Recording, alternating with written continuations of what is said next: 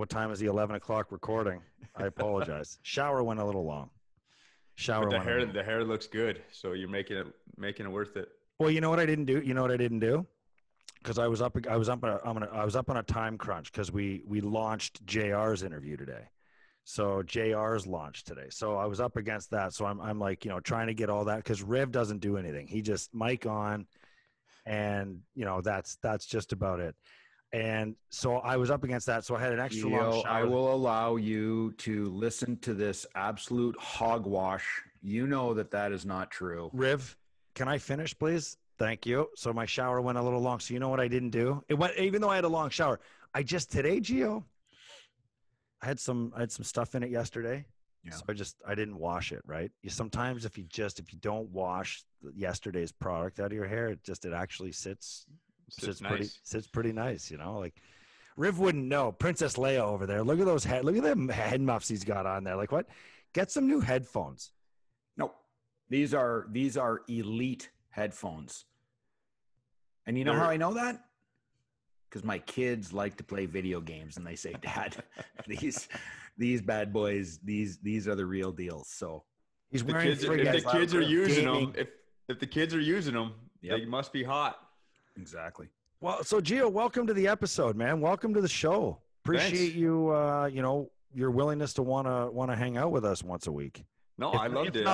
If not more, depending on your busy schedule, because we know, retired rich guys have a really busy life. I do, and that's kind of where we came to the 11 o'clock thing. I had to get my workout in. If everyone's got their routine, right? You retire and you find your way. Mine's my addictions are working out, and my kids, things like that. Well, let me tell you something. This is not why we started at 11 o'clock. If you understand this, you last night had asked, what time are we coming on?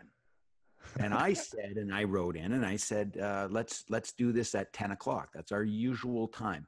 What was written in by I forgot all about this. What was written in by Petey? Petey wanted a little sleep-in day. You have I forgot. Exactly. I haven't seen sleeping in is like 8:15. Well, that's what it was. It was like I slept in until I think about 7:50. Like that was my sleeping, but I just wanted to be slow moving. I didn't my son goes back to his mom's on Wednesday. So we're Wednesday to Wednesday. We're week on, week off, right? So by the end of the week, like Wednesday, I'm not exhausted, but I mean I'm a single dad for a whole week. So basically I'm an 8-year-old because I'm playing with an 8-year-old and he was home sick for 5 days. Okay. So yeah.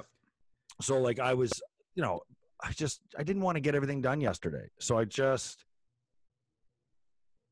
wanted to sleep in and then just kind of slow move a little bit. Like Riv, I was talking to Riv on the phone. Good for you. Let's do the meeting at 11 o'clock, which is like halfway through the day, but don't worry about it. Well, anyway, look, on top of that, we say that, but you can also use the excuse that there's a ton of information to be processed with some of the conversations that have gone on, guys. I mean, like, let's not sugarcoat it. I mean, this Kyle Beach, and good for him for coming forward, and his interview was incredibly powerful. But this story is disgusting. It's as disgusting as it gets. I don't know another word to describe it. And I just think that when you are in a position of power and you cover something up for your own well-being, I mean, you deserve to pay, and you deserve to pay dearly, because you are just as guilty as the person committing the crime, in my opinion. Lots to take in this story. And I'm going to tell you, we were all a part of this league, this great league. But I'm going to tell you, this certainly is a black eye to so many that failed this young man. And, listening to his interview yesterday was tough. It was tough watching it. Tough watching this guy at the age of, I think he's 30 years old now, kind of rehash everything that he has gone through over, I'm sure, the last 10 years of kind of trying to bury and cover up those feelings and understanding of what happened. the failure from so many high executives that failed this young man and basically tried to sweep it under the table like nothing happened. And, you can see now that he's still dealing with demons that he has been covering up for so many years. And now, for the very first time in a long time, since 2010, he's not a liar. All the reports that have been done on this, all the due diligence, the behind the scenes, all the people that have been spoken to speak his truth. And now, probably for the first time in a very long time, that his healing is going to start now, because he's been told by so many that this didn't happen. And, I'm sure it's going to take much longer for him to come to terms with this and deal with it. But the healing starts now, because it is out. It's lifelong, right? It's devastating, courageous, but it's going to be lifelong. And I don't know that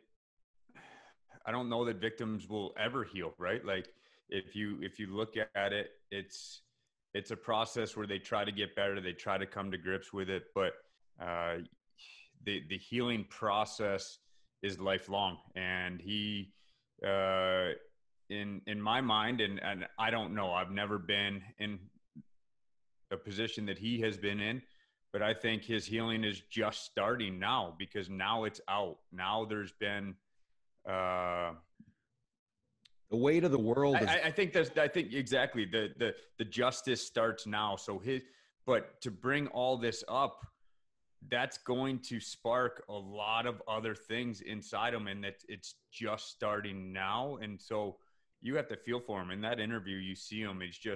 He's broken, because he, in so many ways, because he wasn't supported. ESN. How long was it? I would say 25 minutes.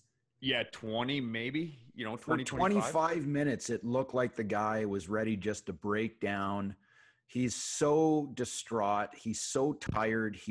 I'm sure the emotions, I can't understand what he's dealing with. And, to have him speak of, the last number of years, how he's tried to navigate his way, because the passion was hockey. Okay. The passion when he was a young kid growing up, trying to develop, his skills to play a lifelong dream. And that's playing in the National Hockey League, to be a first round draft pick, to be a guy that was drafted 11th overall in the 2008 entry draft. This player was very good.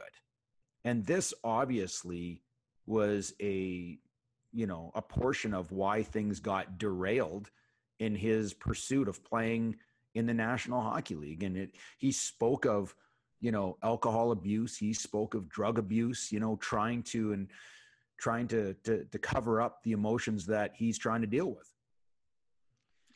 And besides that, the courage that he showed right away to come out with it like that. Think of how many victims take years and years and years to then finally build up the courage. He came with it right away. And then to have to sit there and be in the same room with the guy, or to know that nothing is being done. You're talking a 19, 20-year-old kid. And I don't care what anyone says. You are a kid. I think of my own at 16 now. That's a few years from now. Like, it's a kid. And for him to have the courage to say something to somebody and then sit back and have to be there with him and see him reaping benefits of a reward of the Stanley Cup and the parade and being rewarded. Celebrated. It just must have been brutal. Celebrated. I mean, it's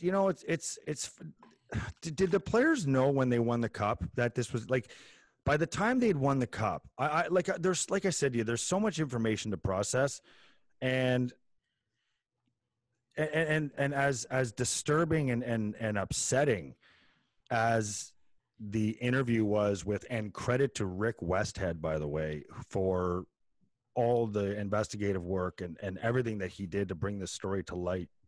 And there are other people that Kyle Beach mentioned that deserve the credit. But where I was going with that was, did the players know? Well, first of all, the most disturbing part was, if you read, I tried to read as much as I could. I know that I probably read some of the most disturbing parts of the 107-page report that was released. Incredible. And some of the detailed graphics, the graphic details in there are very disturbing, to say the least. So I guess my question was, did the players know in 2010, by the time they hoisted the cup, that this was going on? I feel like I was led to believe like it was circulating by that time, right? I don't know that for sure, and I don't know. Riv, is there any recollection of that ever being? Say the question again. Like, I guess the question is, like, did the players on the team at the time in 2010 know about this situation? Yes. Had it started? Well, it's very simple. It's very simple. That is 100%. Every single Blackhawk player knew about this situation because it came from two players, Brett Sopel and Nick Boynton. Two players that were on that team that won the Stanley Cup, that went through the whole process. And when this came to light, the players on the team knew about it. Every player on that team knew about it. I just saw that picture of him hoisting the cup, and I look in the background and you see like one person clapping and like a couple players with almost like not even a real happy look on their face. You know what I mean? Like, if that were, I don't know if maybe I'm just trying to tie the two together. But I just look and I think, like, if we had won the cup and Corey Smith were hoisting the cup, who was our video coach, we would have been loving it and so happy about it, right? So I don't know if I'm just over analyzing that but I looked at that picture and there's Brian Campbell in the background and two other players, and they don't look happy for this guy at all, who's literally hoisting the cup in his glory. And I wonder if they knew. I mean, I guess we were told they knew. It's in the investigation report that players knew. Someone had said, I think it was Brett Sopel, or maybe it was Nick Boynton, one of the two, had been interviewed by Rick Westhead of TSN, and they spoke about, all the players knew for 3-4 days of the Stanley Cup finals. That's what they talked about in the dressing room, whether they're stretching, whether they're doing this, that, and the other. Every player knew about That's why I asked the question, was because that picture says a lot to me. I mean, if you go look at that picture, I mean, I believe that to be true, because I don't know. I don't know. I mean, it's kind of an interesting, tie I'm trying to draw there, but I wonder if I believe the players, they all knew. What happens here, guys? Like he says in his interview there that Donald Fehr was aware. I mean, you see obviously all the executives from the Hawks all the way up, they've all been dismissed. Stan Bowman's, release, was anything but remorseful. If anything, it was someone tweeted something saying that if anything, it was a resume for another job almost. I don't think any of these people should be in hockey ever again. I think Quenneville's done. I think Cheveldayoff is soon to be done. I can't believe Quenneville coached the other night. Where's the urgency on the NHL to move on it? Like, move on having this meeting with Cheveldayoff and Quenneville and seeing where things stand. If you're going to do this investigation, they knew the report.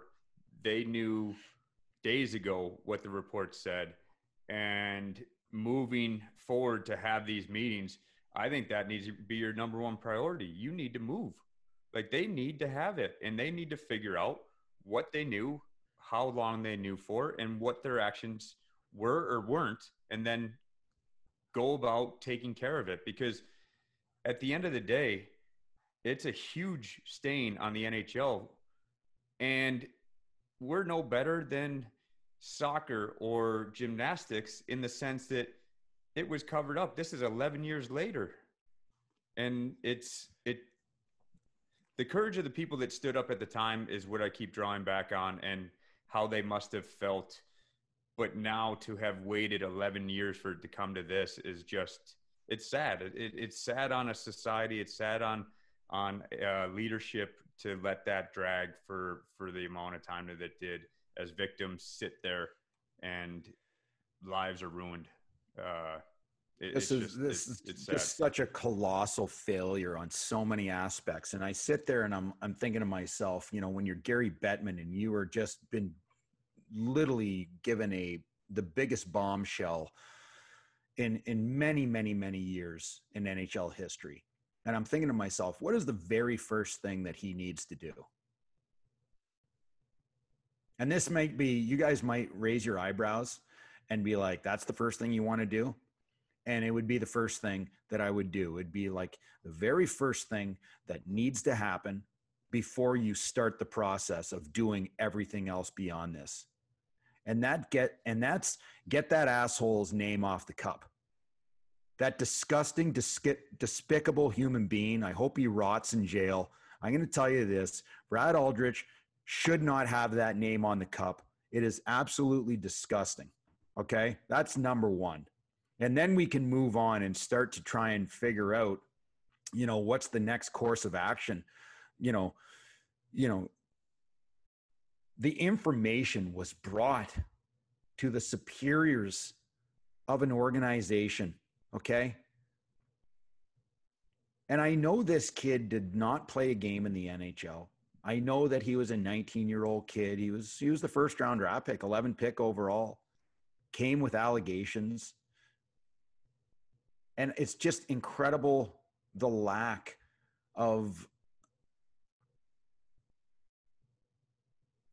I don't even understand how years later that there was corruption done. It's corruption, and they're covering something up. I mean, let me ask you this. I mean, do you think it would have been handled differently by any other organization?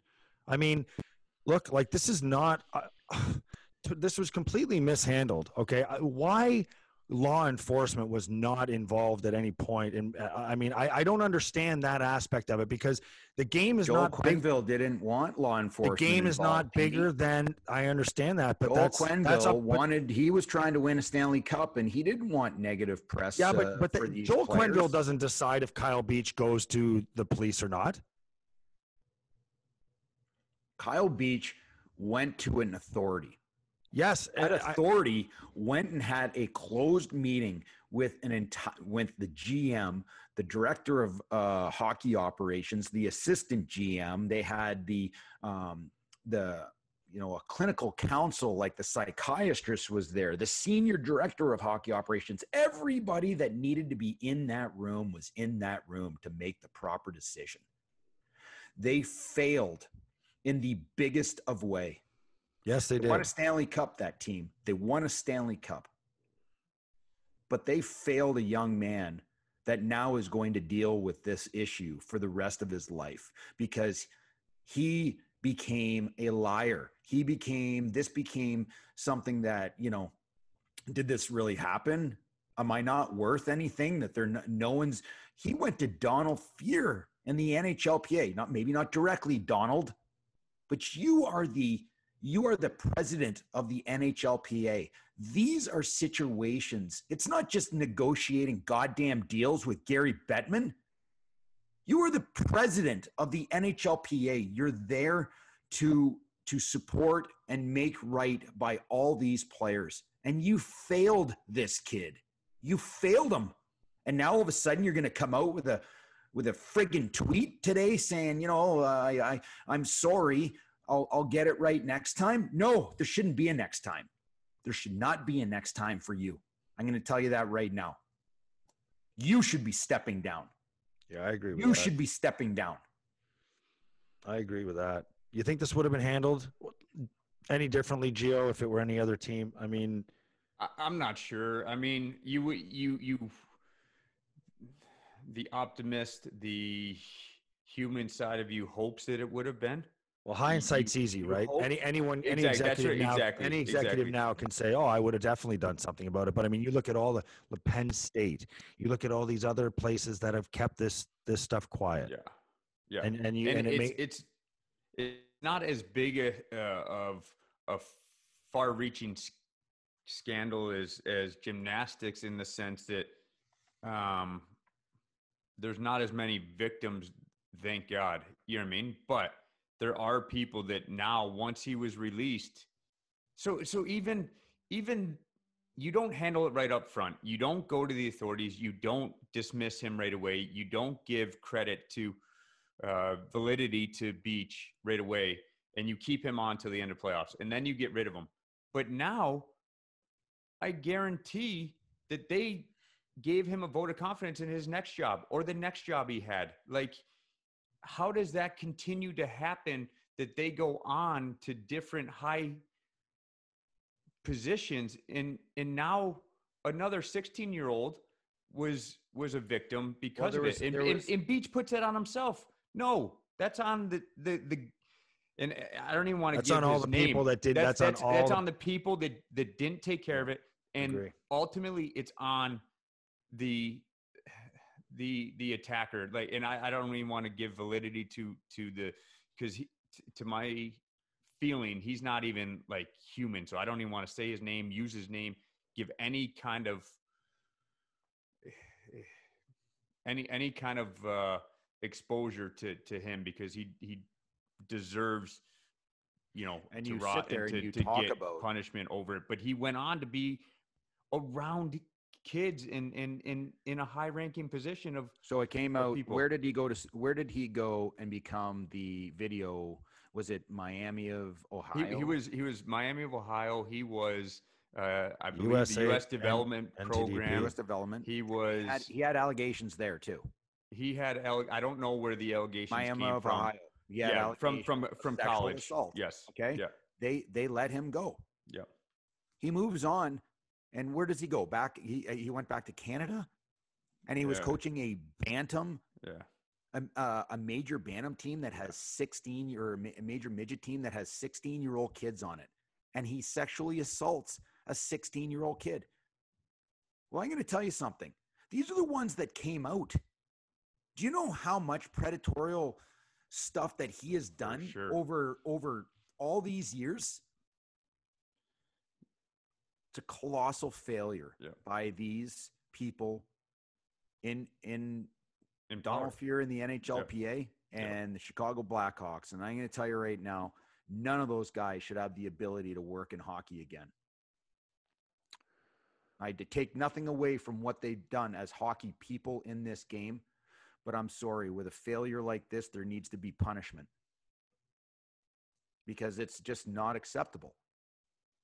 I'm going to tell you right now, you look at these executives, these high-end executives. Let me ask you something.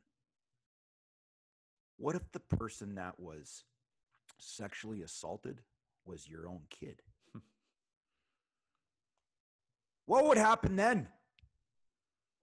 What would you do if you were in the position of power and that was your kid that came to you and said all these things that had happened to him? You just going to sweep it under the rug then? How much responsibility do any of the players have for this? Gio, you were a captain of a storied franchise, an Original Six. If you guys were winning a Stanley Cup, or this happened on your watch, Riv, I'm not excusing your role on a team. I'm just asking our guest, how should Jonathan Toews have handled this? How old was Jonathan Toews at the time? Yeah, 2010. I mean, young. He was not. He's still young. Was 20, he 33 right now? 34? He's probably 23 at the time. Yeah, 23 years old. They don't know how to handle. 23 They don't. Years old. Yeah.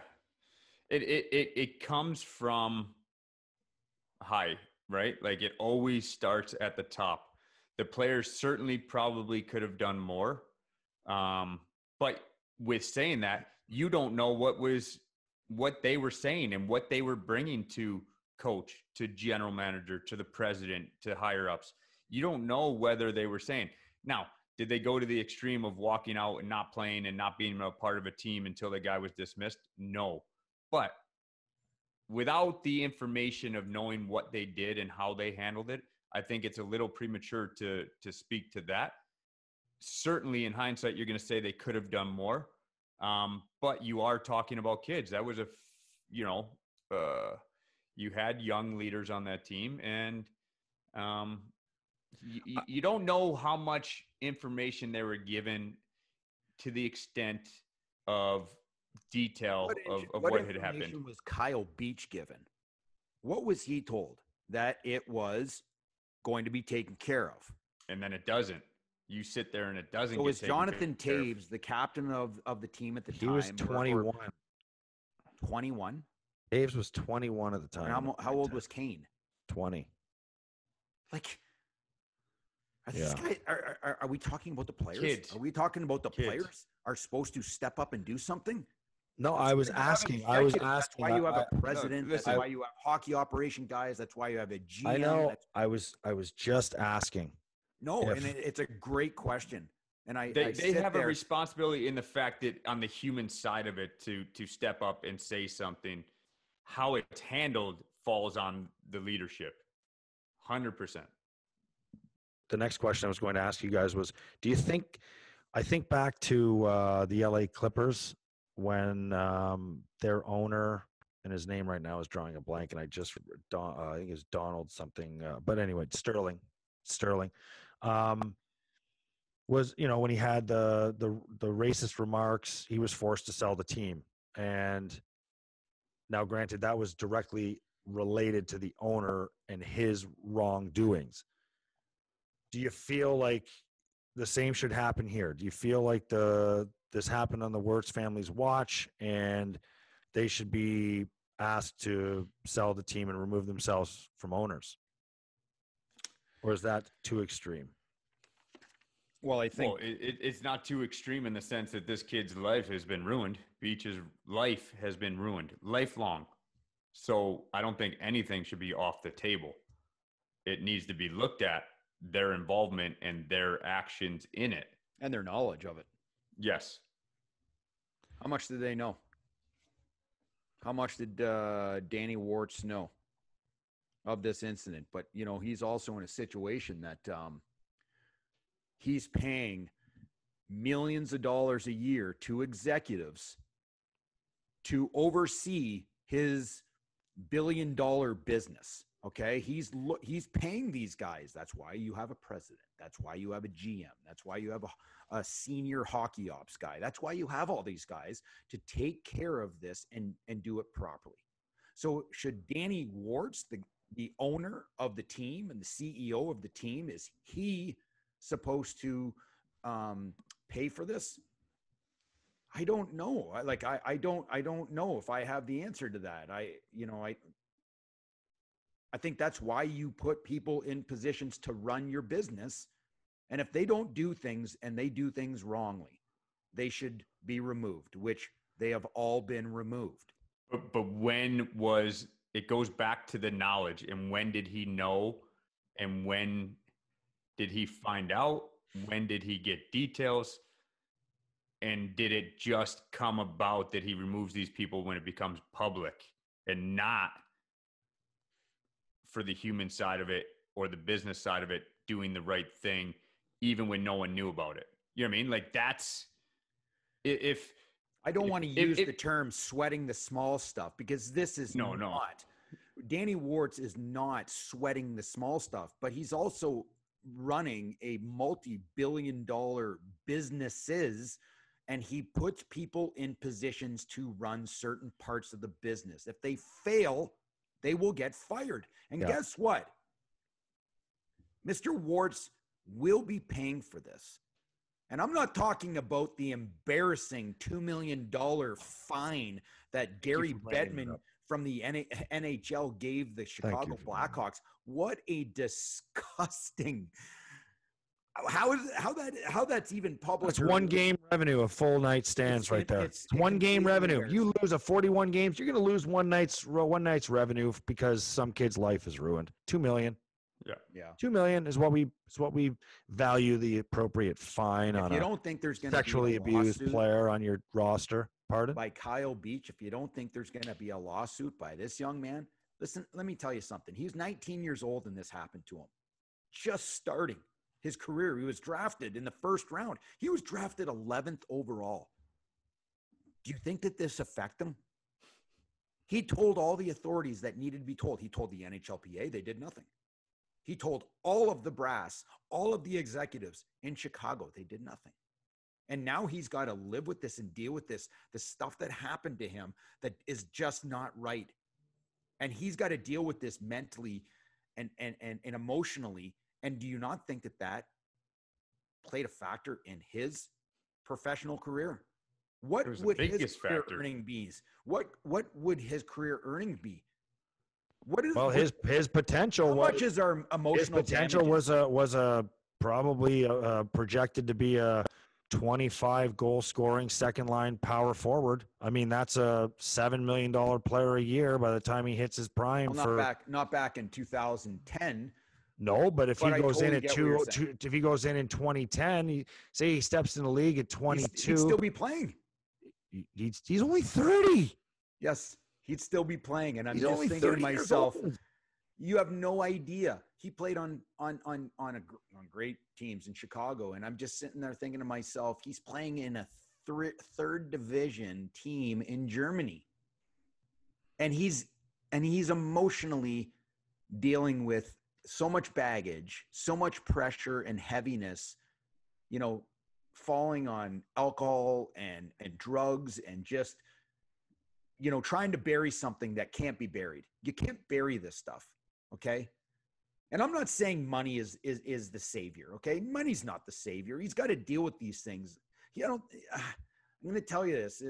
I've never been through anything like this, but I think that money is the last thing in his mind. But I'm just thinking someone's got to pay. Someone's got to give this guy some relief.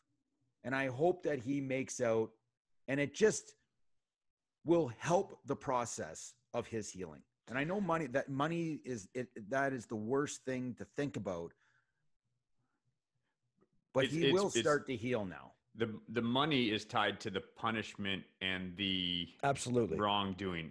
That's where the money comes in. It's tied to the punishment, which it still will not justify it. No matter how much money you get, what he will have to deal with, what he has dealt with, is beyond money. And I think that's what you're saying, Ribs, is it's not the money. It's punishment. It goes along with the vindication. Yesterday or the day before, when everyone was let go and heads started to roll, and they'll continue, was as he mentioned, the starting of the healing process for him. And you know what?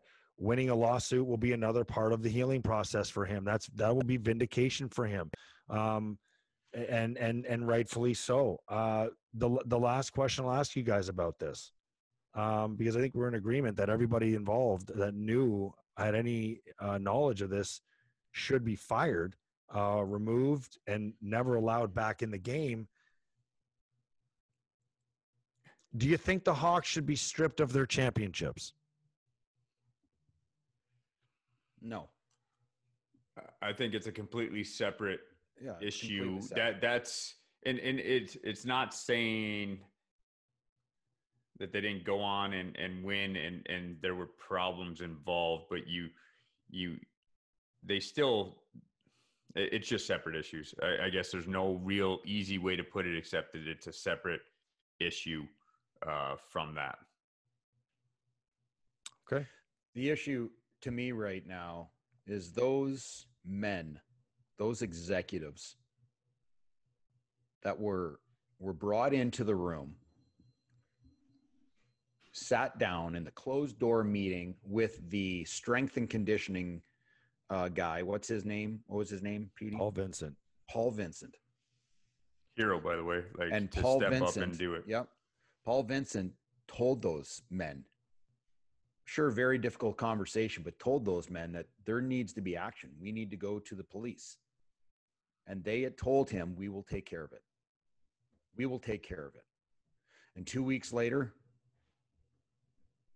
that Predator was hoisting the Stanley Cup. It's just so wrong. All of those guys that were in that room, they shouldn't be working in this game.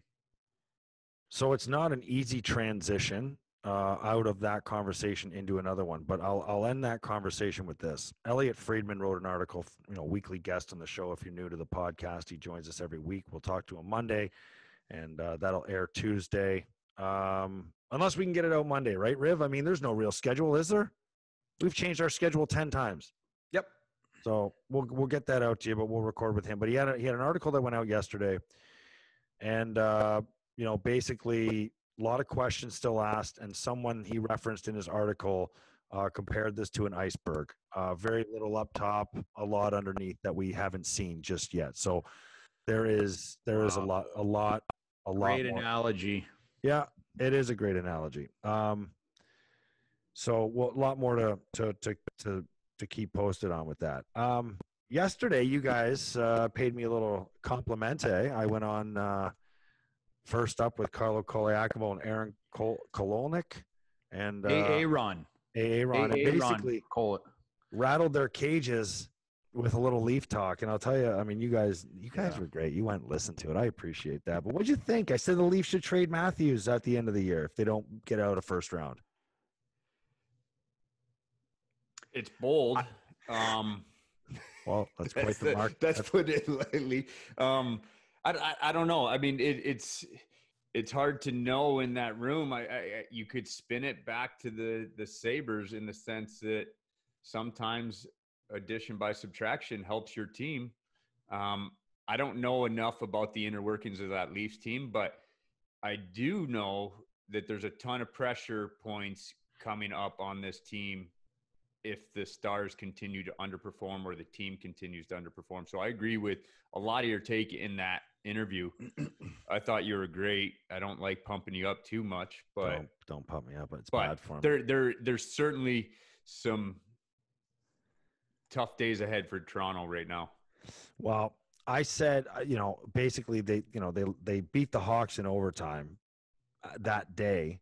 And I said on the show that day, I said, if the Leafs lose, Dubas gets fired or Keefe gets fired.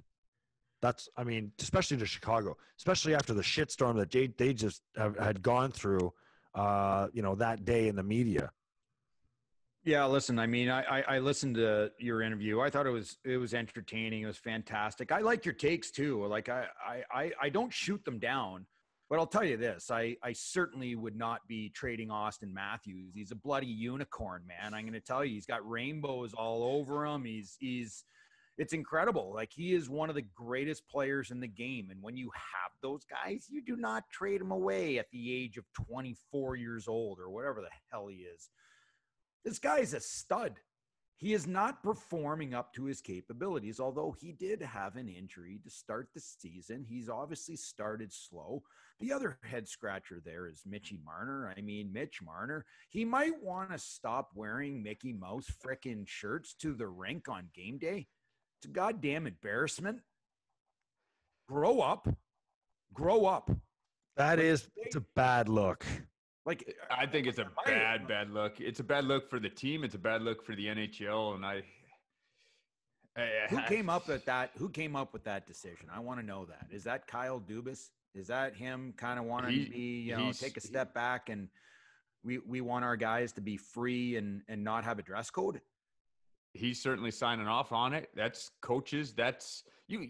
We've all been in the room. It starts with the players, right? Like, they want some freedom to express themselves in their dress. They bring that to the coaching staff. Coaching staff now brings that up to Dubas, and then the decision's made.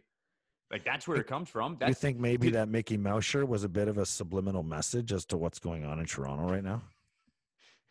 Listen, I played in Montreal, obviously in Buffalo. Toronto was a huge rival. So I'm not going to be Wayne Gretzky and say that they're Mickey Mouse. No way. Like, am I wrong when I nice say reference this? of Like, Gretzky to the New Jersey Devils. Yep. Yeah. Yeah. like, am I wrong when I bring this up? I'm like, we're looking at like, I'm going to tell you something, and I know there's people that are Toronto fans that listen to this podcast. They like they love or hate what we say, and they listen, right? But I'm going to tell you this. I am not bringing this up because they're not playing well. I'm bringing it up because this is wrong. I don't give a crap. If you have a loose dress code, and that means not wearing a suit and tie, I'm okay with that. But I'm going to tell you this. You need to look respectable. You need to look like you have Austin Matthews behind him walking in, and he looks like he's going to the beach. He's got a pink pair of shorts on that are like, the 6-inch shorts, like seam shorts. Like, you're a professional athlete. Our kids, okay? Our kids are on social media, and they're watching what you're doing and watching what you're wearing. And I know, obviously, you don't give a shit because you're looking like this. You got Mitch Marner's wearing a Mickey Mouse t-shirt going to the game that night. It's just wrong. It's wrong. And I'm going to tell you, I don't blame Mitch Marner. Could you imagine if they were rolling into the finals like this? You want to know why I don't blame Mitch Marner? You don't want to know why I don't blame Mitch Marner? How old is he? He's just a kid. He's there to play hockey. He's looking for guidance. He's looking for structure, okay? This falls on Kyle Dubas. There is a way to be a professional. There's the game. There's so many layers to the game, okay? And I just look at, there's young kids that are watching Mitch Marner right now and what he's wearing to the game, and I think it is wrong. But this is Mitch Marner. Don't blame him. Hey, old man. Generation my ass. Listen, Generation my ass. It has nothing to do with generation. It has to do with who's guiding you. And you can, I agree with you 100%, Rich. It is generational. So I think there's room to loosen up in the sense that you don't have to have the tie buttoned all the way up.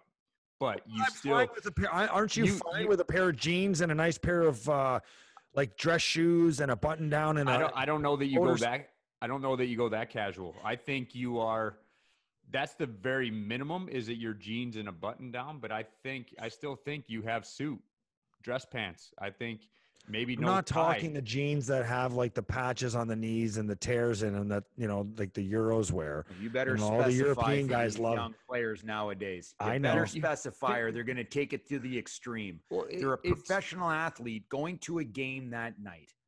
There is a way that in the history of this game, dress code has been a big part of it. Okay. And I understand that the young men of today, they want to express themselves in their dress. And I'm okay with that. I am okay with that. If you want to wear a fluorescent green suit like Pasternak did last year, then please do it. Show that pizzazz in your dress. But I cannot get around wearing a pair of jeans or whatever he's wearing here with a Mickey Mouse t-shirt, and you've got Austin Matthews on like he's literally on vacation with a pink pair of shorts that are like, like a 6-inch seam, which are very short, and he's got a white t-shirt on and a hat for the sun. For time's sake, I'm just going to stop you because you're repeating yourself there. But you know what the thing is, though? Frustrating. I know, but if you could imagine, Derek Roy was a guy when we played, we were like, oh my God, he's so like risky with the dress code. And all he would do is wear a shirt, like a white dress shirt underneath that would have like a rose coming from like the back across the chest or something. And you're like, man, this guy is crazy. He's crazy. He's pushing the envelope with the dress code. I couldn't imagine a guy like Derek Roy now if he was playing for the Leafs with the lax dress code. I mean, like, come on, isn't this what players have wanted all along to a certain extent anyway? To a certain extent. listen, no, you're wrong, Petey. I'm going to tell you this. When you're on the, like every team is different. Every team has different standards. Okay. For the Montreal Canadiens, when I was there, it was interesting because there was one trip, I think it was in Dallas, that we had a team dinner that night at 6:00. And in Dallas at the time, it was 85 degrees. It was, really, really hot out. Our dress code is you had to have a collared shirt with dress pants and dress shoes. That was our dress code. Okay. But when you go to dinner, you had to have a jacket. And Gio, you're shaking your head because you probably understand because you played there for 5 years. I showed up with Saku Koivu. Now, we had gone out earlier that day after our practice in the morning, and we did our work. We went out and we went for a walk, and we walked through these little mall area and stuff. Yeah, that's code for cocktailing. No cocktailing. Saku wasn't a big cocktailer, but we showed up at dinner, okay, and we did not bring a suit jacket because it was 85 degrees out. It was I was sweating profusely with what I had on. I got fined. And Saku got fined. He was the captain. I was an assistant at the time. We got fined $500 each for not having a suit jacket. That was the standard of our team. When I came to San Jose, my very first dinner, I flew into town. I got in a cab and came to a restaurant where all the boys on the team were eating. Huge long table. Every guy was there. I walked in with a suit jacket, everything, just no tie. They looked at me like I had 3 heads because I had guys wearing Metallica t-shirts, ripped jeans, loafers on, and they looked at me and started laughing, saying, "Hey, you're not up north anymore. We can relax down here." But when they went to the rink that game night, everybody was dressed in a suit. Everybody had a tie on. Everybody looked respectful. And I do not like the direction of what they have chosen in Toronto. I'm surprised they're there, Gio. I mean, did you play with Shanahan? I did play with him. He was in Jersey. His last year playing, he finished with us in New Jersey. I'm very surprised, and I mean that this is happening on his watch with the history and tradition that he carries. Yeah, and one of the biggest things is Lou's always been a mentor to him. He said that when he hired Lou in Toronto and whatnot, Lou Lamoriello. But Rivs, I hate agreeing with you. I really do, but I do agree with you. The one part I don't agree with is the history of the game. I don't think that it's tied to suits, the history of the game. What I do agree with up to this point, it has. Up to this point, in what I'm saying is, it is the history of the game, because back in the day, in the 70s, 60s, 50s, those men wore suits to the game. That was all of society, though. Look back at the old Habs kids wore suits games. to school. Like my dad wore a jacket and tie to grade 3. Yeah, that's what society was. You went out dressed and professional, and that's just all of society. So I don't think it's where history have we of the lost game. this? Listen, let me finish, would you, please? I agree with you on this matter. There's a few things. It sets a tone for your organization in structure, in discipline. And Lou Lamoriello, I came in with him. He was the ultimate king in this, and this is why he has success everywhere he goes. He sets the tone, and they're little things. Facial hair, short hair, suits all the time. And I'm talking suits. You fly on the plane after practice, you got a suit and your tie has to be buttoned all the way up. You get off the bus in Albany, which was the minor league team, at 3 a.m. You're putting your suit on to walk off the bus for no one to see you, for you to unpack your bag in the arena. But it sets a mentality for your organization that, one, you are structured. You are giving yourself to something bigger, which is the team. You are sacrificing yourself for that. You're sacrificing your own personal style when it comes to game. And it's not about being a professional athlete. It's about being a professional. You're going to do a job. You're going to work. You're going to the rink to do a job. And it sets the tone all the way through as far as discipline, structure, whatever you want to call it. That's the very first thing you do. And I think there's a sense of seriousness when you put a suit on too. Yeah, that's Lou has said that before, and I think Gomez has talked about it in some interviews that he said, listen, put a suit on all day, walk around and see how much better you feel or how much more professional or what will come your way when you start acting that way. And I think it's the nature of it that people are going to push and try to. It was when we played, and it still is now. They're going to try to push the envelope of what is acceptable and what's not acceptable, but it has to have a structure to it. Do I think you need a tie anymore? No. Do I think you can express yourself like Pasternak does with a suit on? Yes. But look at that team. They're a team that has that. They're a team that is not about themselves, but they are still able to express themselves in a certain style fashion. I just don't like the tone it sets to be that casual. You're going and you're working, you're professional. An athlete has nothing to do with it. This is not casual. You're not going to the beach. Who wears a Mickey Mouse t-shirt to an NHL hockey game? In the NHL. That's got to be a first. A Mickey Mouse t-shirt. I'm going to tell you, I'm a big fan of Mitch Marner. I'm a big fan of Mitch Marner. Yes, he has 2 assists in 8 games, and yes, he's -3, and he has not performed up to capabilities.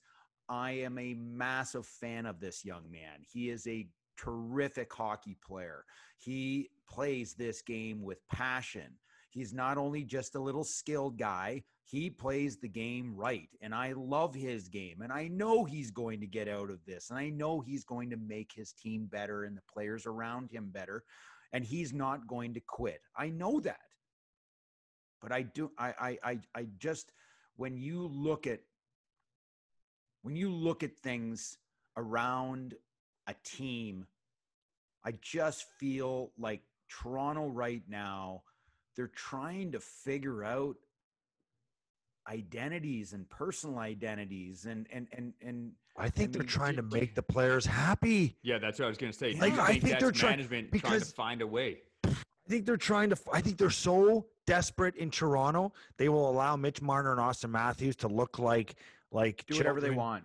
Do whatever they want so that they just hope that they can extract as much of their give a shit and ability on a nightly basis that they can give. And this is the lengths that they're willing to go. And you know what? And for me, I think about this. No, what are you going to do in the playoffs? Are you going to sit there and say, okay, guys, and I almost did NBC. You got ESPN, TNT, TSN, Sportsnet. All the big stations are here, and we're covering the finals. If the Leafs were to make it there, and you're going to tell me that you're going to allow them to do this, or are you going to screw with their heads in the playoffs and say, okay, guys, we had fun during the 82, but now we got to dial it in. Well, now you might piss guys off because now it's hot out, and Matthews actually does want to wear his beach shorts to the rink, right? So how are you going to handle this? I don't take this team seriously enough off of the ice for them to go forward far enough on the ice, to be quite honest with you. The funny thing is you sit there and, again, I say that, and I haven't even matured yet, and I'm 41. Yeah. So, perception becomes a reality, right? So whether it is true or not, the casualness with which they're going about things now becomes a reality, whether in their own heads or the public view.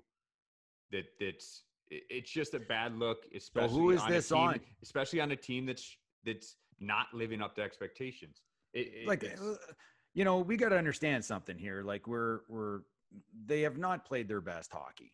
They won a game last night against Chicago that is 0-6-1. They were down 2-0 immensely. They were down 2-0. They came back, won it in overtime.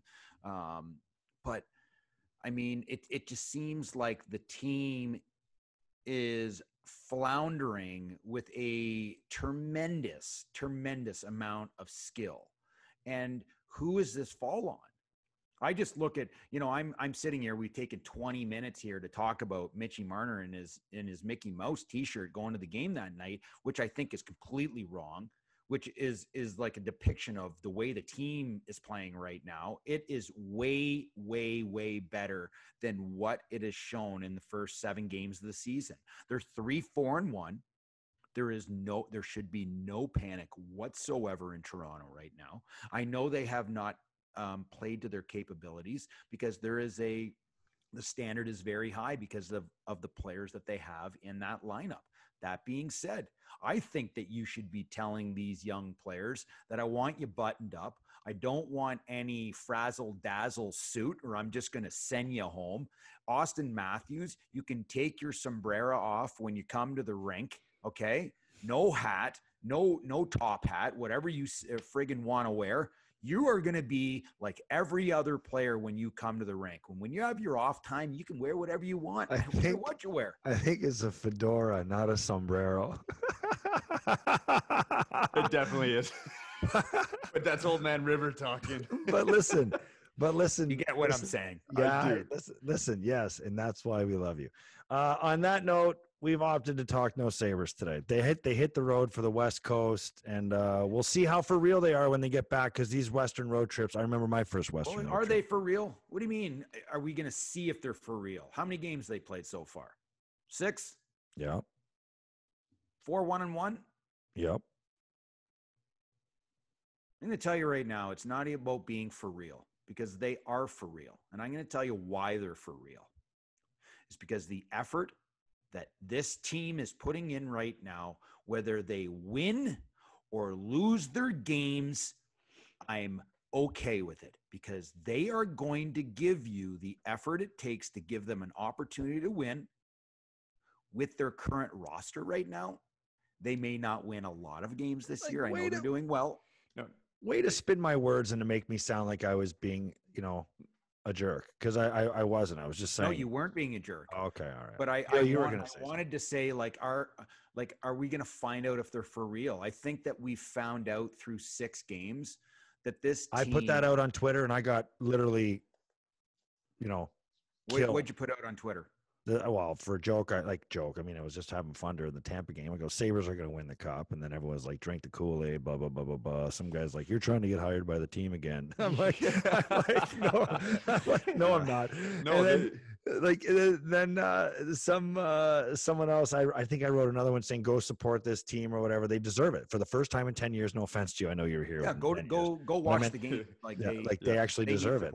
Yep. And, just people were like, when this team, it's been 5 games or whatever. I'll wait until game 40 when they really come back to reality. And I'm like, well, okay, I understand that sentiment, but at the same time, I'm thinking the same way you are. It's like the first time we see consistent effort top to bottom. Will come back to reality because they're not going to keep that winning pace. There's no way, but they are much inexperienced. It's just, it's a great team that works hard. They have a team atmosphere. They have guys that want to be there, that want to play, that want to lace up every night. And it shows. It shows. There's no distractions within that room.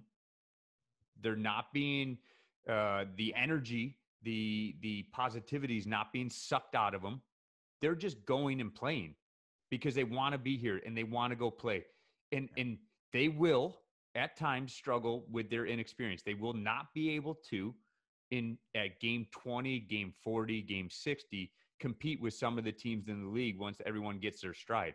But if they are 500 and they are a hardworking team and they're doing what they are now, that is everything that you want for the future, in the sense that that's the trend everyone's been waiting to see for 10 plus years, is a trend like that. That's the team that they want to see going in the right direction. Your young guys being around this type of atmosphere set by your coach and your general manager and your staff, the positivity is there, the distractions are not, and they're just going and playing. That's where they are really good. They are still inexperienced. They are not a cup contending team, but they are a fun team to watch because they lay it out there and they have energy and they just play and they play hard and they just do. They do. It is. So they start their Western trip tonight in Anaheim. Now you know what day we recorded this, but shame on me. Gio, before we sign off here, we haven't spoken like I guess like this in a while, but just in a while. Your brother had his Stanley Cup party. Did you hoist it? So I don't know if I told you guys or not. So yes, I did hoist it. Yeah, I mean, you're a former champ. You're allowed to, right? Yeah. So I didn't know this, though, that there are rules around the Stanley Cup and where you fall in that matter. So me winning it, having my name on the cup, I'm able pretty much to do whatever I want to do. Eat out of it, lift it, hoist it, drink out of it. Whatever I want to do, I can do. Him as a scout, which I still love because he's my little brother. I got to give him crap. He's got 2 of them now, but I still have something over him. He can't hoist it. He can hold it. He can carry it around, but he can't put it above his head. He can't drink out of it. He can't. Yeah. He put it above his head. I don't listen. These are the rules of it. Like you take it into a dark corner, you can do what you want with it. But when the cup handlers are there and at his party, there are different rules than were at my party. Really? Yeah. This is the first time I have ever heard anything. So let's back up here for a second because I'm kind of figuring it out now. But your little brother, yeah, is a scout for the Tampa Bay Lightning. Yes. Welcome to the show. No, boy, that's a good friend of mine. Welcome to the conversation, friend. No. So he had his day with the cup. Yeah. So my brother. Rules. Yep, my brother scout for Tampa Bay Lightning. They win it during COVID. It can only stay in Tampa. The cup doesn't travel that summer. So last year he went to his in-laws who live in Tampa. They had his in-laws, his kids, with the cup for a couple hours. This year it traveled, so he was able to have a party. So we went to the party, and I'm thinking nothing of it, right? Like I go, it's on the table. I come up to it. I got my kids and the cup handlers there. I'm talking to them, rehashing, 20 years later. And then I go, hey, can I'm going to grab it. Is that okay? He's like, yeah, no problem. I lift it. I hand it to my son. Over your head. Oh yeah. Yeah. You hoist it. Of course. You lift it over your head? Yes. Oh my God. It's awesome, buddy. It's awesome. I missed that thing. 20 years later, I was able to. It was like I picked up the cup too, but we'll tell you that story after. So then I'm going about, and the day's going about, and they're like, "Yeah, my brother can't do it." So he's holding it down in front of him, and so then he had to wait till I came over to him and got a hand on the cup. We both could hoist it together over both of our heads, as long as my understanding. This may be wrong, and. You have to. My understanding is I have to be touching and helping him hoist it because his name wasn't on it. News to me. Like I had no idea because my party was way different. Your brother's probably at the party waiting for you to arrive. Yeah, exactly. I'm like, fuck it. You still need your older brother, buddy. Your rings are nice. I can't even hoist this thing over my head. So that there's a picture out there that has only your brother in it. But your fingers are on the side of it where you're cut out of the entire thing. All you can see is your fingers on the side. It's like the picture in Jerry Maguire where Jerry Maguire's cut out of the picture with Drew Bledsoe. So regardless, it was a fun night. I'm glad. I'm pumped for him. He's got a couple cups and he had his day. And the best part was having – me and Harvest, my wife, we held it. We got pictures from 20 years ago where both of us are holding it, same thing. Awesome. And then this was the first time my kids were able to see it. Like they weren't around when I won it. So for them to experience it, and my son, he's 16. He's like, I'm not going to touch it. I go, oh, you touch that. This might be your only chance to touch it. Forget about jinxes and whatnot. This is your chance. Yeah, absolutely. Terrible advice from a father. Are you kidding me? Yep. Gio, well, why don't we paint Do you know the odds of making the NHL 1 and 2, the odds of having a chance to win a Stanley Cup? Yep. I understand that. I know the odds very well. And do you know the odds of having my brother Steven calling right now too? Suck it. You need me to lift the cup, buddy? But the chances of my kids seeing the cup again, not in the Hockey Hall of Fame, but having the cup a chance to have the cup. Do you see that ever again? You have to take advantage. I don't care what it is. And you can say it. I understand the jinxes or whatever. And it may be real because my brother, Steven, and Ryan Callahan were both at my cup party as teenagers, 15, 16-year-old kids. They both touched it. They both lost in the finals. But I still would give that chance to my son no matter what. Daughter, son, whoever. I guess I don't know. your brother. I guess your brother and Callie. I guess your brother and Callie will have a few apologies to give. The curse. Yeah. I guess it's a real curse. So, Craig, did you want to tell them about our situation? No, and see if I guess everybody's different when it comes to the cup, right? And the old saying is, some people has very different superstitions when it comes to the Stanley Cup.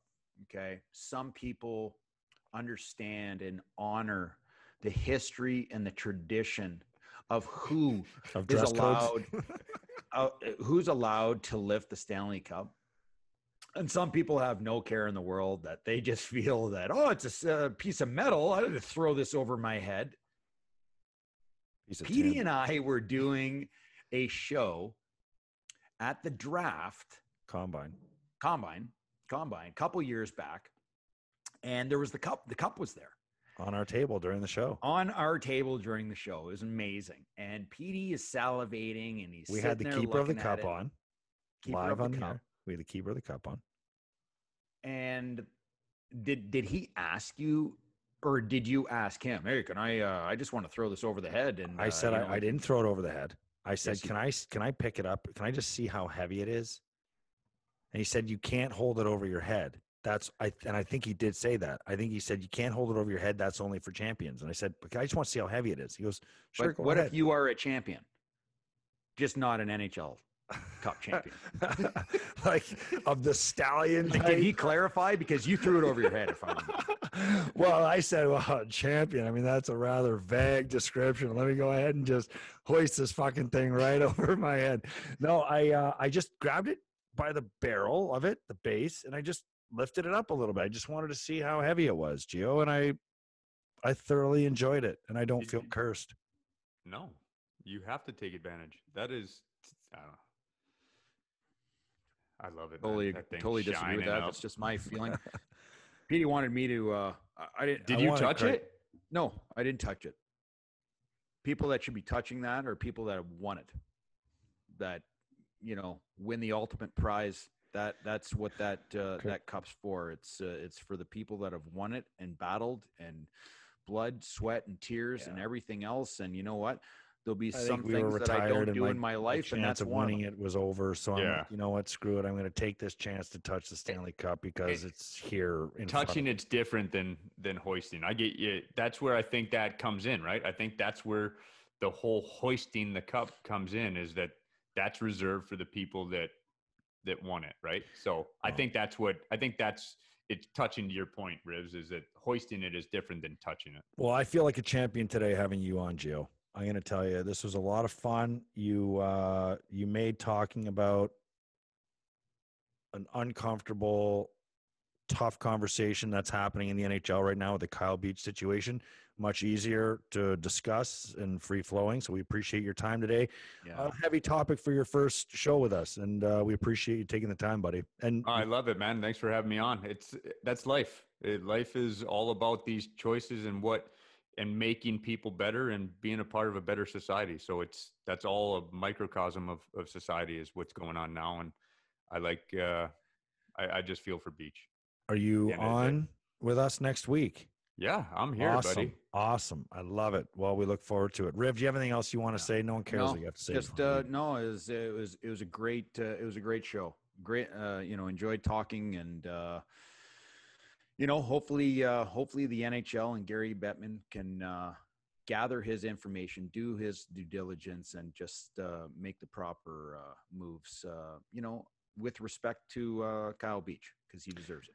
So that'll do it for After the Whistle. And don't forget that we will record next week. It'll drop on Tuesday with Elliot Friedman. And don't forget to tell your friends. Thanks for tuning in.